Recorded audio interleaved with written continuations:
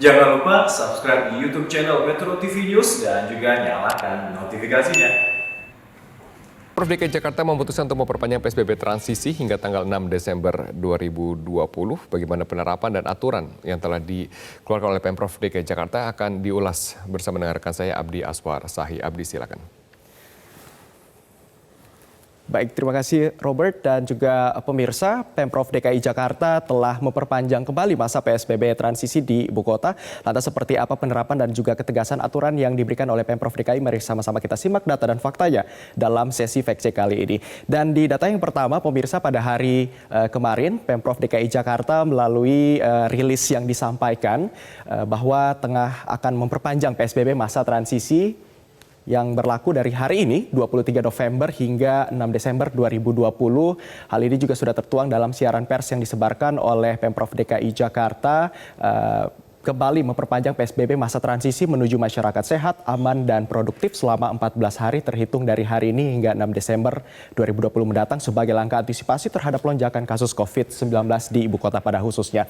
Lantas di data berikutnya kita akan lihat sudah sejauh mana penerapan ketegasan dan juga aturan dalam masa PSBB transisi ini. Dalam masa PSBB transisi ini Pemprov DKI Jakarta sudah kembali membuka relaksasi untuk beberapa aktivitas di beberapa tempat. Namun untuk kapasitasnya ini masih dibatasi sebesar 25 hingga 50%. Kita akan melihat data di mana saja untuk kapasitas 25 dan juga 50%. Yang pertama untuk taman rekreasi dan juga pariwisata, kemudian ada juga pusat kebugaran, ada aktivitas indoor dengan pengaturan tempat duduk secara ketat, serta ada wisata tirta. Ini kapasitasnya hanya sebatas 25% pengunjung. Ini juga sudah sesuai dengan Pergub nomor 101 tahun 2020 tentang perubahan atas Pergub nomor 79 tahun 2020.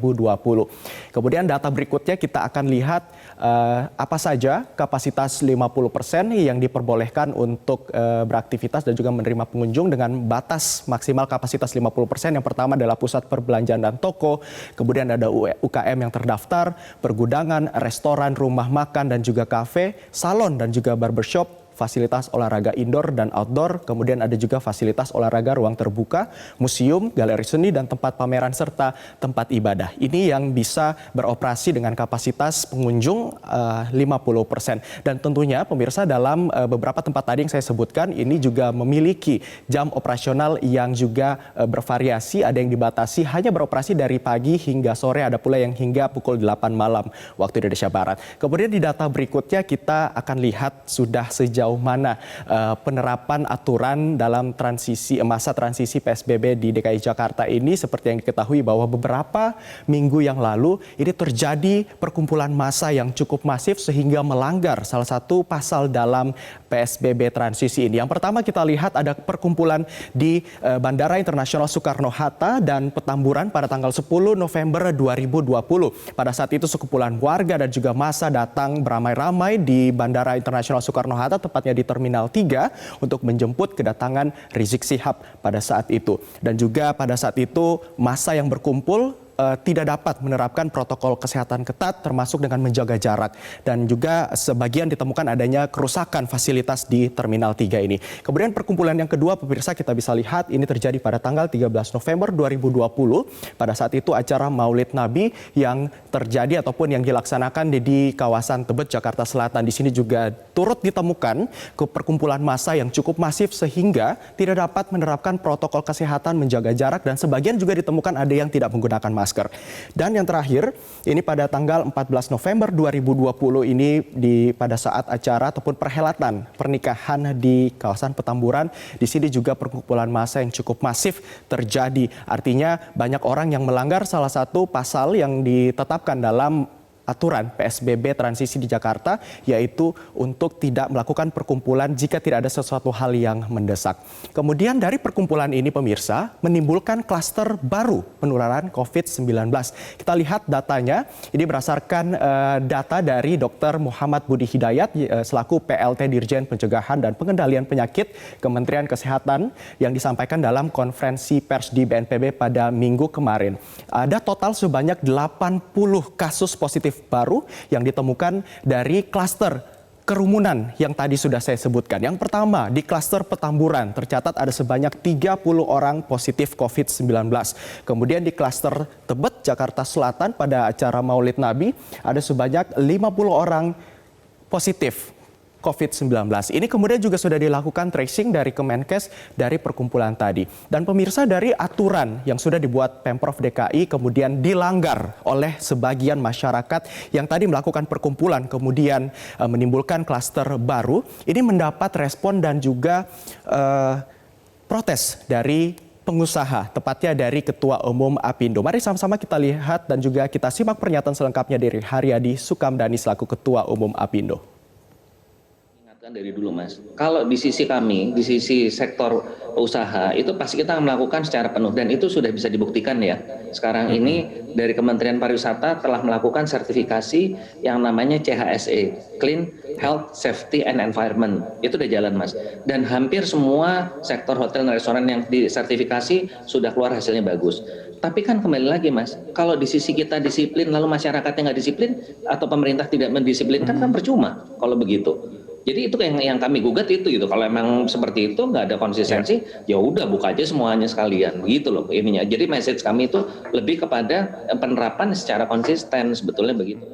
Nah, pemirsa, itulah tadi respon dari sisi pengusaha yang mengkomplain Pemprov DKI untuk melepaskan ataupun mentiadakan kembali PSBB transisi karena dinilai sebagian masyarakat ini sudah abai dengan protokol kesehatan dan tidak taat ataupun tidak patuh pada aturan yang sudah diberikan. Lantas sudah sejauh mana atau sudah sebanyak apa data COVID-19 di DKI Jakarta? Kita lihat data terakhir per tanggal 22 November kemarin, ini di DKI Jakarta tercatat ada sebanyak penambahan kasus positif COVID sebanyak 1.342 pemirsa. Dan ini juga secara nasional menambahkan kasus untuk di Indonesia sebanyak 4.360 sehingga total kasus COVID-19 di Indonesia per 22 November kemarin ada sebanyak 497.668.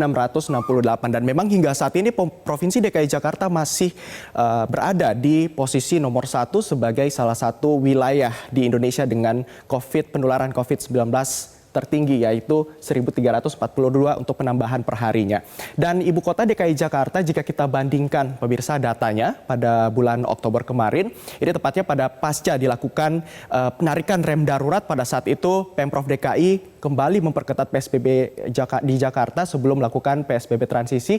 Ini datanya sempat menurun pada bulan Oktober. Namun pada saat bulan November ini datanya sempat ataupun kembali berada di area 1.000. Dan hal ini juga tergolong cukup tinggi. Kita lihat datanya pada hari Sabtu kemarin, tanggal 21 November ini sempat tembus pada angka 1.579. Dan selama bulan November ini jika kita evaluasi datanya dalam masa PSBB transisi, hanya 3 hari saja pemirsa yang ada di angka di bawah 1.000. Yang pertama, di tanggal 9 November ada sebanyak 716 kasus. Kemudian hari kedua di tanggal 11 November ada 587 kasus. Dan di hari ketiga di 12 November ada sebanyak 831 kasus. Seluruhnya ini berada di atas 1.000. Artinya adalah masih banyak masyarakat yang masih abai dengan protokol kesehatan sehingga membuat data dari penularan COVID perharinya ini masih cukup tinggi, tepatnya di atas 1.000, tepatnya pada masa PSBB transisi selama 13 hari ke belakang. Dan di data selanjutnya kita juga akan lihat salah satu penularan COVID-19 ini juga ditimbulkan dari adanya musim libur panjang. Dan pemerintah Indonesia melalui juru bicara pemerintah untuk penanganan COVID-19 juga disampaikan akan mengkaji kembali apakah nantinya di bulan Desember ini akan kembali diberlakukan musim libur panjang, karena salah satu faktor untuk meningkatnya COVID-19 di DKI Jakarta ini juga disebabkan karena ada libur panjang. Kita lihat pernyataan dari Wiku Adhisa Smito. Terlepas dari diberlakukan, dipersingkat atau ditiadakan libur akhir tahun ini, keputusan yang diambil pemerintah tentu dalam upaya melindungi masyarakat dari potensi penularan COVID-19. Ingat, keselamatan masyarakat adalah hukum tertinggi, sehingga pemerintah hingga saat ini masih mengkaji apakah akan dilakukan ataupun diterapkan libur panjang di bulan Desember mendatang. Nah, tentunya pemirsa, segala aturan yang diterbitkan oleh Pemprov DKI Jakarta ataupun pemerintah pusat ini membutuhkan partisipasi dan juga kedisiplinan masyarakat dalam menjalankannya, tentunya untuk memutus mata rantai COVID-19. Demikian sesi fact check kali ini bersama saya Abdi Azwar Sahi. Kembali ke Anda, Robert. Baik, terima kasih Abdi Azwar. Terima kasih atas segala fakta yang telah Anda sampaikan.